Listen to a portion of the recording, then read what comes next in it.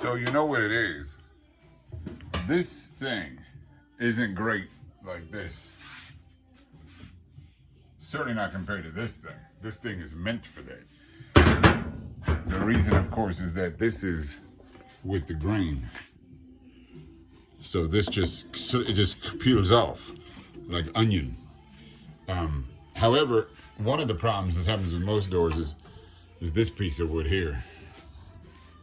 Where am I?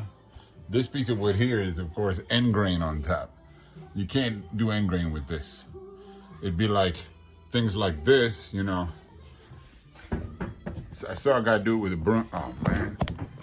Silly. Yeah. I saw a guy do it with a broom. It'd be like this, and you're pushing them, you know, you're pushing them, as opposed to coming this way where you just lift them off. That's what this thing does good work of that. I used to just use this, which is a very great tool as well. But the truth is, when it comes to this stuff with the grain, it's nice. This is a great tool. It's such a simple tool. You know, you keep it sharp as hell. I might even get one of those jigs. Because if you sharpen it freehand with just your hand, what's Ellie working on? Ellie, okay? What are you working on, Ellie? Ellie, what are you working on? Oh, you working on this, kid? Okay. Anyway. So I hacked this to pieces. This part here is because you see this dip. That's because there was a little knot in the wood itself. Can't do much about that, but I can fill that in if I feel like with a little bit of putty. And then fill in to the paint, you know. But I took down up to here.